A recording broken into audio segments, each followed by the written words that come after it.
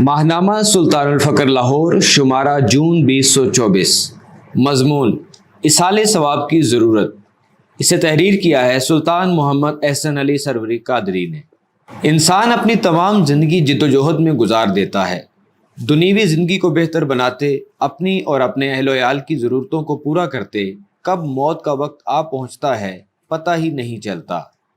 वक्त नज़ा इंसान अपने ज़िंदगी भर के अमाल की तरफ तवज्जो करता है। अगर तो उसने दुनियावी ज़िंदगी के साथ साथ उखरवी ज़िंदगी के लिए भी तैयारी की हो और अपनी आकबत बेहतर बनाने के लिए अच्छे और नेक अमाल आगे भेजे हों, तो न सिर्फ मौत का मरहला आसान हो जाता है बल्कि कब्र की मंजिल भी जन्नत का नमूना बन जाती है। ऐसा शख्स न सिर्फ अपने लिए आसानी पैदा कर चुका होता है बल्कि अपनी औलाद के लिए भी नफ़ा बख्श साबित होता है, जैसा कि अल्लाह ताला ने कुरान पाक में इरशाद फरमाया, और जो लोग ईमान लाए और उनकी औलाद ने ईमान में उनकी पैरवी की, हम उनकी औलाद को भी उनके साथ मिला देंगे, खा उनके अपने अमाल उस दर्जा के ना हों, और हम उनके सवाब अमाल में कुछ कमी ना करेंगे। सूरा तूर आयत नंबर 21। यानी अगर दुनिया से रुखसत होने वाले किसी शख्स ने अल्लाह को राज़ी करने के लिए नेक अमाल किए होंगे, औलाद की भी अच्छी तरबियत की होगी, औलाद अगर वालदैन की पैरवी में उनके दर्जा को ना भी पहुँच सके, लेकिन वालदैन के साले अमाल की वजह से औलाद को भी अल्लाह ताला वालदैन के दर्जा पर पहुंचा देगा। ताहम जिसने आखिरत के लिए कोई तैयारी ना की होगी जो उसकी बख्शिश का सामान कर सके, तो सिवाय पशेमानी के कुछ हाथ ना आएगा। अगर उसकी कोई मदद कर सकता था तो वो उसके अपने नेक अमाल थे जो वो दुनिया में रज़ाए रब की खातर सर अंजाम दे सकता था। इसीलिए दुनिया को आखिरत की खेती करार दिया गया है। ज़रा सोचिए, अगर कोई इस खेती में काश्तकारी ही ना करे, बीज ही ना बोए, तो फसल क्या काटेगा। जिसने दुनिया की ज़िंदगी में आखिरत के लिए कुछ तैयारी ही ना की होगी तो आखिरत में क्या अजर पाएगा। ताहम नेक अमाल ना होने की सूरत में मरने के बाद अगर कोई उसके लिए मददगार हो सकता है तो वो नेक औलाद है जो अपने मरहूम वालदैन के लिए दुआ करें, इबादत का सवाब इसाल करें, या उनकी मग़फ़िरत के लिए कोई ऐसा फलाही काम कर दें जो मरहूम वालदैन के लिए सदका जारिया बन जाए और उसके सबब मरहूमीन की आकबत बखैर हो सके। इसाल से मुराद है पहुँचाना। अगर फौत शुदगान कब्र में अजाब से दोचार हों तो पसमानदगान और वरसा के नेक अमाल की वजह से उनके अजाब में तखफीफ कर दी जाती है, और अगर वो पहले से ही अच्छे हाल में हों तो उनके दर्जात में इजाफा कर दिया जाता है। नेक औलाद और सदका जारिया। इंसान की नेक औलाद उसके लिए सदका जारिया है। औलाद की अगर नेक तरबियत की जाए, उसे खैर व शर की तमीज़ सिखाई जाए, हक़ व बातिल में फ़र्क करना सिखाया जाए, अखलाक हसना सिखाए जाएँ, बुरी खसलतों और नफसानी बुराइयों के नताइज से खबरदार करते हुए उनसे बचने की तलकीन की जाए, शैतान की पैरवी करने से रोका जाए, अमर बिल मारूफ व नही अनिल मुनकर की ताकीद की जाए, आबाओ अजदाद की कबूर की ज़ियारत के लिए ले जाया जाए, तो ऐसी औलाद वालदैन के फौत होने के बाद उनके लिए दुआ करती है और उनके इसाले सवाब के लिए नेक अमाल भी हदिया करती है। कुरान पाक में भी फौत शुदगान के लिए दुआ करने की तलकीन की गई है। इरशाद बारी ताला है, रब्बना अग़फ़िर ली वाली वालिदैया वलिल मुअमिनीना यौमा यक़ूमुल हिसाब। ऐ हमारे रब, मुझे बख्श दे और मेरे वालदैन को भी बख्श दे और दीगर सब मोमिनों को भी जिस दिन हिसाब कायम होगा। सूरा इब्राहीम आयत 41। इसाले सवाब के मुतालिक हुज़ूर अलैहिस्सलाम की कसीर अहादीस भी मरवी हैं। हज़रत अबू हुरैरा रज़ी अल्लाह तआला अन्हु से मरवी है कि रसूलुल्लाह सल्लल्लाहु अलैहि वसल्लम ने फरमाया, जब अल्लाह ताला किसी नेक बंदे का जन्नत में दर्जा बुलंद करेगा तो वो पूछेगा, ऐ मेरे रब, ये दर्जा मेरे लिए कहाँ से। अल्लाह ताला फरमाएगा, तेरे बेटे ने तेरे हक़ में मग़फ़िरत की दुआ की है। बहवाला मसनद अहमद बिन हम्बल, हदीस नंबर 10,618। हज़रत अबू हुरैरा रज़ी अल्लाह तआला अन्हु से एक और हदीस मरवी है। रसूलुल्लाह सल्लल्लाहु अलैहि वसल्लम ने फरमाया, जब इंसान मर जाता है तो उसका ज़ाती अमल उससे मुनक़ते हो जाता है सिवाय 3 के: सदका जारिया, ऐसा इल्म जिससे नफ़ा हासिल किया जाए, और नेक बेटा जो उसके लिए दुआ करता रहे। बहवाला सही मुस्लिम, हदीस नंबर 4223। इसके बरक्स अगर पसमंदगान में नेक औलाद ना हो तो औलाद की बादमालियों की वजह से फौत शुदगान को सज़ा भी मिल सकती है, या फिर वो अल्लाह ताला की बारगाह में अपनी औलाद के बुरे अमाल के बायस शर्मिंदा होते हैं और अपनी औलाद के हक़ में बारगाह इलाही में दुआ गो रहते हैं कि अल्लाह ताला उन्हें राह रास्त पर ले आए। हज़रत अनस रज़ी अल्लाह तआला अन्हु रिवायत करते हैं कि हुज़ूर अलैहिस्सलाम ने फरमाया कि बेशक तुम्हारे अमाल तुम्हारे रिश्तेदार और ख़ानदान के मुर्दों पर पेश किए जाते हैं। اگر یہ اچھے ہوں تو انہیں خوشی ہوتی ہے، اگر برعکس ہوں تو وہ کہتے ہیں اے اللہ انہیں اس وقت تک موت نہ دے حتیٰ کہ انہیں ہدایت دے جیسے ہمیں ہدایت دی ہے۔ بحوالہ مسند احمد بن حنبل، حدیث نمبر 12713۔ نیک اولاد اپنے والدین کے لیے آخرت میں کس طرح عذاب میں تخفیف، درجات کی بلندی اور اللہ تعالیٰ کی رضا کا باعث بن سکتی ہے، ذیل میں کچھ ایسے اعمال بیان کیے جا رہے ہیں جن کے ایصال ثواب پر نیک اولاد والدین کے لیے صدقہ جاریہ بن سکتی ہے۔ نیک اعمال و عبادات کا ثواب۔ فرض عبادات اور فرض صدقات کے علاوہ نیک اولاد اگر نفلی عبادات کرے یا نفلی صدقہ دے اور اس کا ثواب اپنے مرحوم والدین کو ہدیہ کر دے تو یہ ان کے لیے آخرت میں درجات کی بلندی کا باعث بنتا ہے۔ حضرت عبداللہ بن عمر رضی اللہ تعالیٰ عنہ بیان کرتے ہیں کہ رسول اللہ صلی اللہ علیہ وآلہ وسلم نے فرمایا، جب کوئی شخص نفلی صدقہ کرے اور اس کو اپنے والدین کی طرف کر دے تو اس کے والدین کو اس کا اجر ملتا ہے اور اس کے اجر سے کچھ بھی کمی نہیں ہوتی۔ بحوالہ شرح الصدور۔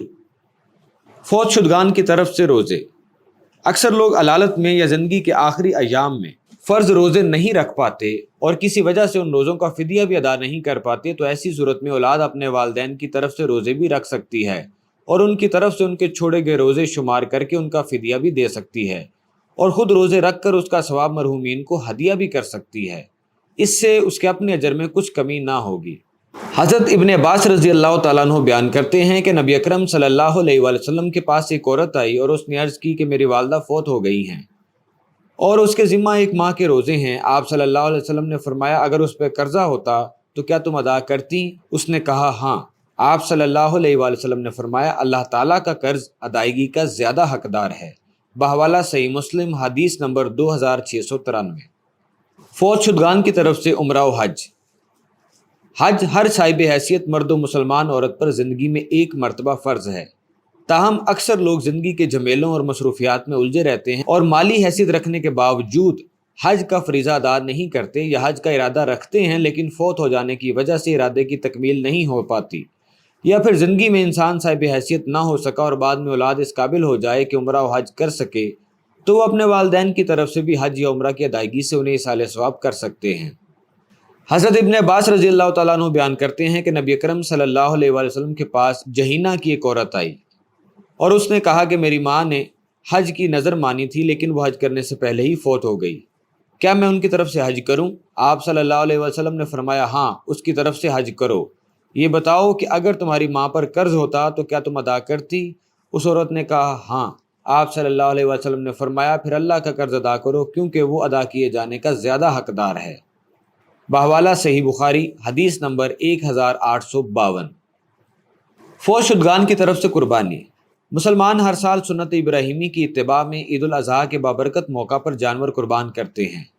یہ قربانی ہر صاحب حیثیت مسلمان پر فرض ہے اور اس کا بہت زیادہ اجر بھی ہے، تاہم والدین یا عزیز و اقارب کی دنیا سے رخصت ہو جانے کے بعد ان کے ایصال ثواب کی نیت سے ان کی طرف سے بھی قربانی کی جا سکتی ہے۔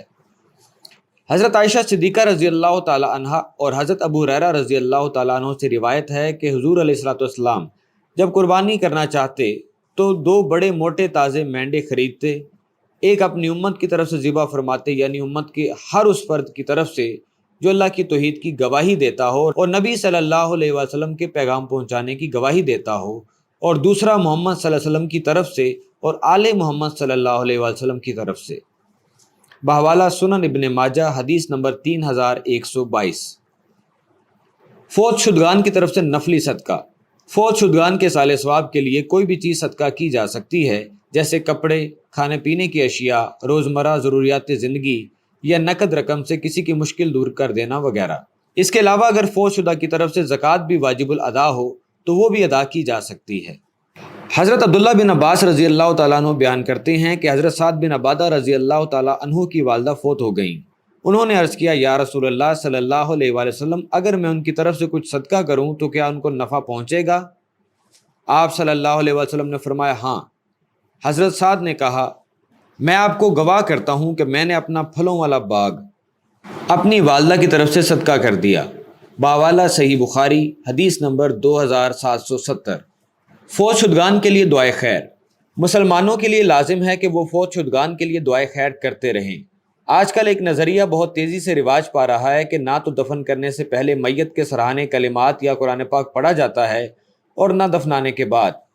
اس پر مستثاد یہ کہ بعد میں بھی قرآن خوانی یا اصالہ ثواب کے لیے کیے جانے والے اعمال کو بدعت قرار دے دیا جاتا ہے، جبکہ فوت شدگان اپنے پیچھے رہ جانے والوں کی طرف سے دعا اور اصالہ ثواب کے شدت سے منتظر رہتے ہیں۔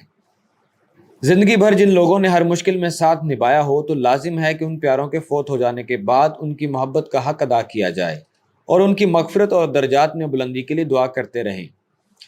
حضرت عبداللہ بن عباس رضی اللہ تعالیٰ عنہ سے مروی ہے کہ رسول اللہ صلی اللہ علیہ وسلم نے فرمایا کہ قبر میں میت کی مثال ڈوبنے والے اور فریاد کرنے والے کی طرح ہے، جو اپنے ماں باپ، بھائی یا دوست کی دعا کا منتظر رہتا ہے۔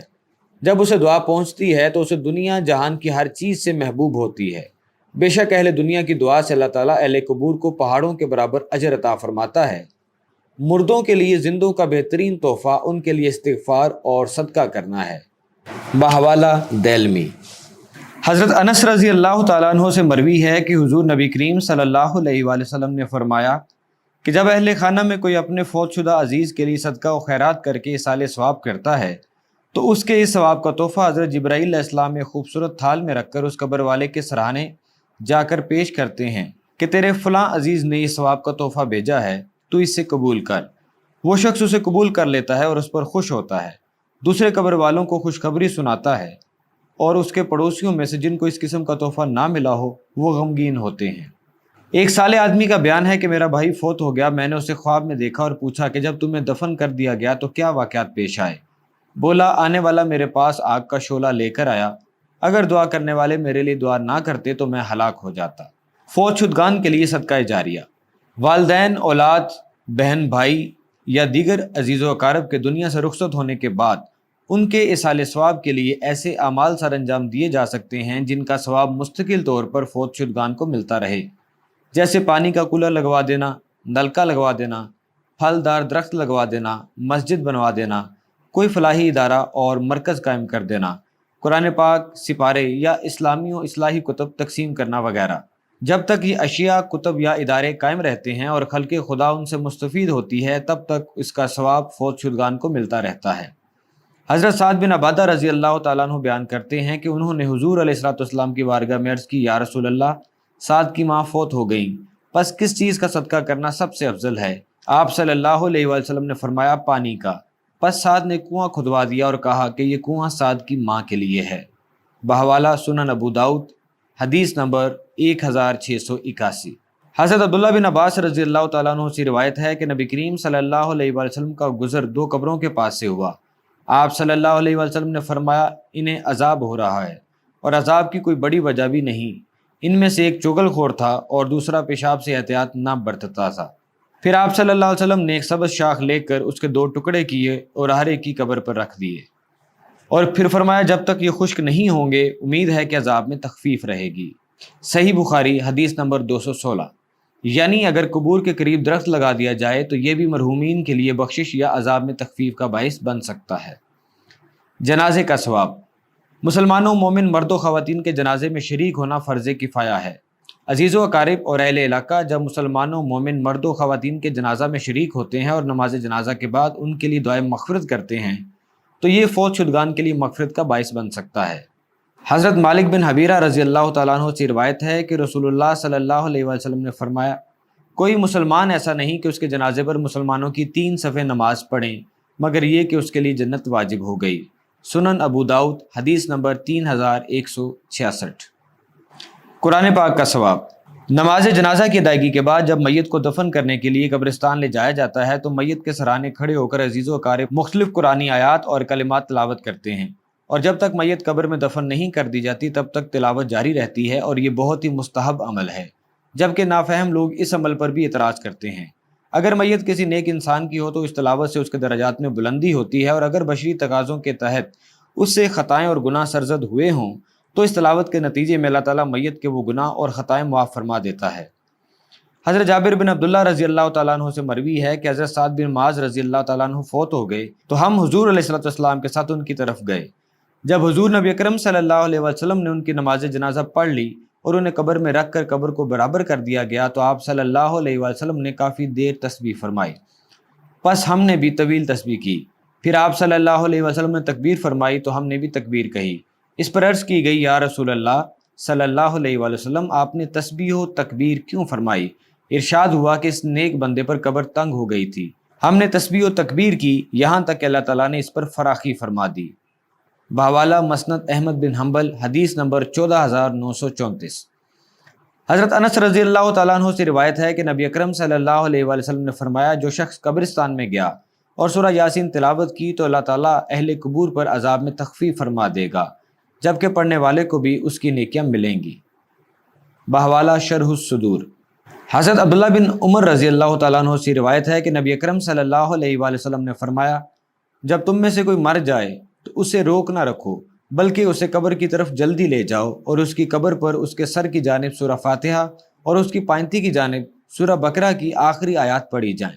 بحوالہ بیہقی فی شعب الایمان۔ نیک لوگوں کے ساتھ دفن کرنا۔ اکثر لوگ اپنے انتقال سے قبل اپنی جائے مدفن کے متعلق وصیت کر جاتے ہیں کہ انہیں فلاں فلاں مقام پر فلاں فلاں کے ساتھ دفن کیا جائے۔ انتقال کے بعد اولاد اور عزیز و قارب کے لیے لازم ہے کہ مرحوم کی وصیت پوری کی جائے۔ تاہم اگر مرحوم نے اپنی جائے مدفن کے متعلق وصیت نہ کی ہو تو پسماندگان کے لیے لازم ہے کہ اپنے فوت شدہ کو کسی نیک سیرت فوت شدہ کے قریب دفن کیا جائے، کیونکہ فوت شدہ پر اس کا بے حد اثر ہوگا۔ حضرت ابو ہریرہ رضی اللہ تعالیٰ عنہ سے مروی ہے کہ رسول اللہ صلی اللہ علیہ وآلہ وسلم نے فرمایا، اپنے مردوں کو نیکوں کے پڑوس میں دفن کیا کرو، کیونکہ جس طرح برے پڑوسیوں سے اس دنیا میں تکلیف اور اذیت پہنچتی ہے، اسی طرح برے پڑوسیوں کی قبروں سے قبر والوں کو آخرت میں بھی اذیت اور تکلیف ہوتی ہے۔ بحوالہ شرح الصدور۔ اہل قبور کی زیارت۔ موت ایک اٹل حقیقت ہے اور ہر زی روح نے اس سے گزرنا ہے۔ دنیا کی رنگینیاں چونکہ انسان کو اپنی طرف مائل کر لیتی ہیں اور موت کو بھلا دیتی ہیں، اس لیے انسان کے لیے لازم ہے کہ وہ اپنے عزیز و اقارب کی قبور کی زیارت کے لیے جاتا رہے۔ اس کا ایک فائدہ جو خود اس کے اپنی ذات کے لیے ہے وہ یہ ہے کہ دنیا کی بے اثباتی اس پر واضح ہو جائے گی اور وہ اپنی آخرت کی زندگی کو یاد کر کے اسے بہتر بنانے کی کوشش کرے گا۔ اور دوسرا فائدہ یہ ہوگا کہ جب وہ اہل قبور کی زیارت کی غرض سے جائے گا تو یقیناً ان کے لیے دعائے مغفرت بھی کرے گا۔ اس لیے زیارت کنندہ کو چاہیے کہ نہ صرف اپنے عزیز و اقارب بلکہ دیگر مسلمانوں مومن مرد و خواتین کو بھی اس دعا میں شامل کرے۔ ابتدائی اسلام میں جب لوگ کفر و شرک کے اندھیروں سے نکل کر اسلام کے دامن رحمت میں آئے تو چونکہ بت پرستی اور قبروں کو سجدہ گاہ بنانے کا زمانہ قریب تھا، اس لیے حضور نبی اکرم صلی اللہ علیہ وآلہ وسلم نے ابتدائی زمانہ میں کچھ عرصہ کے لیے مسلمانوں کو قبروں پر جانے سے منع فرمایا۔ تاہم جب اسلام مستحکم اور مسلمانوں کے دلوں میں خوب پختہ ہو گیا تو نبی کریم صلی اللہ علیہ وآلہ وسلم نے حکم ممانعت کو منسوخ قرار دیا اور امت مسلمہ کو قبروں کی زیارت کا حکم دیا۔ حضرت عبداللہ بن مسعود رضی اللہ تعالیٰ عنہ روایت کرتے ہیں کہ رسول اللہ صلی اللہ علیہ وآلہ وسلم نے فرمایا، میں نے تم کو قبروں کی زیارت سے روک دیا تھا، تو اب ان کی زیارت کرو، اس لیے کہ یہ دنیا سے بے رغبتی پیدا کرتی ہے اور آخرت کی یاد دلاتی ہے۔ بحوالہ سنن ابن ماجہ، حدیث نمبر 1571۔ حضور صلی اللہ علیہ وآلہ وسلم کا اپنا معمول مبارک تھا کہ آپ صلی اللہ علیہ وآلہ وسلم بقیع کے قبرستان میں تشریف لے جاتے، انہیں سلام کہتے اور ان کے لیے مغفرت کی دعا فرماتے اور اپنے صحابہ کرام رضی اللہ تعالیٰ عنہم کو بھی اس کا درس دیتے۔ ذیل میں چند احادیث مبارکہ ملاحظہ کریں۔ ام المومنین حضرت عائشہ صدیقہ رضی اللہ تعالیٰ عنہ بیان کرتی ہیں، جب حضور نبی اکرم صلی اللہ علیہ وآلہ وسلم میرے ہاں قیام فرما ہوتے تو اکثر آپ صلی اللہ علیہ وآلہ وسلم رات کے آخری حصہ میں بقیع کے قبرستان میں تشریف لے جاتے اور اہل قبرستان سے خطاب کر کے فرماتے، تم پر سلام ہو اے مومنو، جس چیز کا تم سے وعدہ کیا گیا تھا وہ تمہارے پاس آ گئی، تم بہت جلد اسے حاصل کرو گے، اور اگر اللہ تعالیٰ نے چاہا تو ہم بھی تم سے ملنے والے ہیں، اے اللہ اہل بقیع غرقد والوں کی مغفرت فرما۔ بحوالہ صحیح مسلم، حدیث نمبر 2255۔ حضرت بریدہ رضی اللہ تعالیٰ عنہ سے روایت ہے، حضور نبی اکرم صلی اللہ علیہ وآلہ وسلم انہیں سکھایا کرتے تھے کہ جب وہ قبور کی زیارت کے لیے جائیں تو کہیں، السلام علیکم اہل الدیار من المؤمنین والمسلمین وإنا انشاء اللہ للاحقون اسأل اللہ لنا ولکم العافیہ۔ اے اہل دیار مومنین و مسلمین، تم پر سلامتی ہو، اور انشاءاللہ ہم بھی ضرور بالضرور تم سے ملنے والے ہیں، ہم اللہ سے اپنے لیے اور تمہارے لیے عافیت کے طلبگار ہیں۔ بحوالہ صحیح مسلم، حدیث نمبر 2257۔ مذکورہ بلا احادیث مبارکہ سے حضور نبی اکرم صلی اللہ علیہ وآلہ وسلم کی 3 اہم سنن ثابت ہوتی ہیں۔ نمبر 1، زیارت قبور کو جانا حضور نبی اکرم صلی اللہ علیہ وآلہ وسلم کا مستقل معمول تھا۔ نمبر 2، مومنوں اور مسلمانوں کے قبرستان میں جا کر انہیں سلام کرنا، اپنے لیے، ان کے لیے اور پہلے گزرنے والوں کے لیے عافیت، رحمت اور مغفرت کی دعا کرنا۔ نمبر 3، اہل قبرستان سے مخاطب ہو کر اس بات کا اعادہ کرنا کہ آپ ہم سے پہلے قبور میں پہنچے ہیں، ہم بھی آپ کے پیچھے آنے والے ہیں۔ ابن عینیہ کے ماموں کے بیٹے فضل سے مروی ہے کہ جب میرے والد فوت ہو گئے تو مجھے ملال ہوا، میں ہر روز ان کی قبر کی زیارت کرتا تھا، پھر کچھ دنوں کے لیے نہیں گیا، پھر ایک دن قبر کے پاس آ کر بیٹھ گیا، اتفاقاً آنکھ لگ گئی، میں نے دیکھا جیسے والد صاحب کی قبر شک ہو گئی، وہ قبر میں کفن میں ملفوف بیٹھے ہیں اور مردوں کی سی شکل ہے۔ یہ منظر دیکھ کر میں رونے لگا۔ والد صاحب نے پوچھا، بیٹا اتنے روز کیوں نہیں آئے؟ میں نے کہا، کیا آپ کو میری آمد کی خبر ہو جاتی ہے؟ انہوں نے کہا، جب جب تم آئے مجھے تمہارے آنے کی خبر ہو گئی۔ تمہارے آنے سے اور تمہاری دعاؤں سے نہ صرف مجھے بلکہ میرے آس پاس والوں کو بھی انسیت و خوشی ہوتی ہے۔ اس خواب کے بعد پھر میں مسلسل ان کی قبر پر آتا جاتا رہا۔ بحوالہ کتاب الروح۔ تو سامعین کرام، یہ مت سمجھا جائے کہ اہل قبور کو خبر نہیں ہوتی کہ کون ان کی قبر پر آ رہا ہے اور کون نہیں۔ جس کے نیک اعمال یا دعاؤں کا ثواب ان فوت شدگان کو پہنچایا جاتا ہے، انہیں مطلع کیا جاتا ہے کہ فلاں فلاں کی جانب سے یہ ثواب تمہیں ہدیہ کیا گیا ہے۔ حتیٰ کہ روایت میں آتا ہے کہ مردے کو قبر پر بیٹھنے والے پرندے کے متعلق بھی علم ہوتا ہے۔ حضرت انس بن مالک رضی اللہ تعالیٰ عنہ سے روایت ہے کہ حضور علیہ الصلوۃ والسلام نے 3 دن تک بدر کے مقتولین کو پڑا رہنے دیا۔ پھر آپ صلی اللہ علیہ وسلم گئے اور ان کے پاس کھڑے ہو کر ان کو پکار کر فرمایا، اے ابو جہل بن حشام، اے امیہ بن خلف، اے عتبہ بن ربیعہ، اے شعبہ بن ربیعہ، کیا تم نے اپنے رب کے وعدے کو سچا نہیں پایا؟ میں نے تو اپنے رب کے وعدے کو سچا پایا ہے جو اس نے میرے ساتھ کیا تھا۔ حضرت عمر رضی اللہ تعالیٰ عنہ نے عرض کیا، یا رسول اللہ صلی اللہ علیہ وسلم، یہ لوگ کیسے سنیں گے اور کہاں سے جواب دیں گے جبکہ وہ تو لاشیں بن چکے ہیں؟ آپ صلی اللہ علیہ وسلم نے فرمایا، اس ذات کی قسم جس کے ہاتھ میں میری جان ہے، تم اس بات کو جو میں ان سے کہہ رہا ہوں ان کی نسبت زیادہ سننے والے نہیں ہو، لیکن وہ جواب دینے کی طاقت نہیں رکھتے۔ بحوالہ صحیح مسلم، حدیث نمبر 7223۔ دور حاضر کے مرشد کامل اکمل، سلسلہ سرور قادری کے 31ویں شیخ کامل اور موجودہ امام سلطان العاشقین حضرت سخی سلطان محمد نجیب الرحمن مجدہ الاقدس قدم محمد صلی اللہ علیہ وآلہ وسلم پر فائز متلاشیان حق کی تربیت عین اسی طرز پر فرما رہے ہیں جس طرح نبی اکرم صلی اللہ علیہ وآلہ وسلم نے اپنے اصحاب کی تربیت فرمائی تھی۔ آپ مجدہ الاقدس کی حیات مبارکہ کے جس بھی پہلو کا جائزہ لیا جائے تو وہ سنت نبی صلی اللہ علیہ وآلہ وسلم کے عین مطابق ہے۔ لہٰذا اس امر میں بھی آپ مجدہ الاقدس کی حیات مبارکہ میں ثبوت ملتے ہیں کہ سنت نبوی صلی اللہ علیہ وآلہ وسلم کو زندہ کرتے ہوئے آپ مجدہ الاقدس بھی اپنے والدین اور پیاروں کی قبور پر تشریف لے جاتے ہیں اور شرعی تقاضوں کے عین مطابق ان کے ایصال ثواب کے لیے فاتحہ خوانی اور دعا بھی فرماتے ہیں۔ اس کے ساتھ ساتھ آپ مجدہ الاقدس نے اپنے مریدینوں، عقیدت مندوں اور امت مسلمہ کی بخشش کے لیے ایسے بہت سے کار خیر کا اجرا کر دیا ہے کہ جن میں حصہ لے کر نہ صرف اپنی عاقبت کو سنوارا جا سکتا ہے بلکہ اپنے مرحومین کے ایصال ثواب اور آئندہ آنے والی نسلوں کے لیے صدقہ جاریہ کا سامان کیا جا سکتا ہے۔ ذیل میں کچھ چیدہ مثالیں پیش کی جا رہی ہیں۔ معزز سامعین، تحریک دعوت فکر کے زیر اہتمام عظیم الشان مسجد زہرا کی تعمیر و تزئین کا کام جاری ہے۔ مسجد کی تعمیر و ترقی کی قرآن و حدیث میں بہت زیادہ فضیلت بیان کی گئی ہے۔ آپ بھی اپنے فوت شدگان کو ایصال ثواب کرنے کے لیے مسجد کی تعمیر میں حصہ لے سکتے ہیں۔ اس کے علاوہ تحریک دعوت فکر کے شعبہ سلطان الفقر پبلیکیشنز کے تحت صوفی تعلیمات پر مبنی بے شمار کتب شائع ہوتی ہیں۔ کتب صدیوں تک طالبان مولا کے لیے رہنما ثابت ہوتی ہیں۔ ان کتب کی اشاعت میں بھی حصہ لیا جا سکتا ہے جو کہ صدقہ جاریہ ہے۔ اس کے ساتھ ساتھ ایک ماہنامہ میگزین بھی باقاعدگی سے شائع کیا جا رہا ہے جو ہزاروں عقیدت مندوں کو رہنمائی مہیا کر رہا ہے۔ اس کی اشاعت میں حصہ لینا بھی صدقہ جاریہ ہے۔ سلطان العاشقین مجدہ الاقدس طالبان مولا کو سلسلہ سرور قادری میں بیعت کرتے ہوئے پہلے روز ہی سنہری حروف سے لکھا اسم الذات ذکر و تصور کے لیے عطا کرتے ہیں۔ اسم الذات کو سنہری حروف سے لکھ کر لکڑی کے خوبصورت فریم میں نصب کرنے کے بعد شیشہ لگا دیا جاتا ہے۔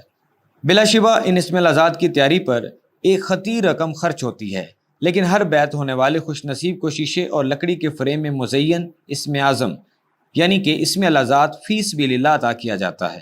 اس کار خیر میں حصہ شامل کرنا بھی صدقہ جاریہ ہے۔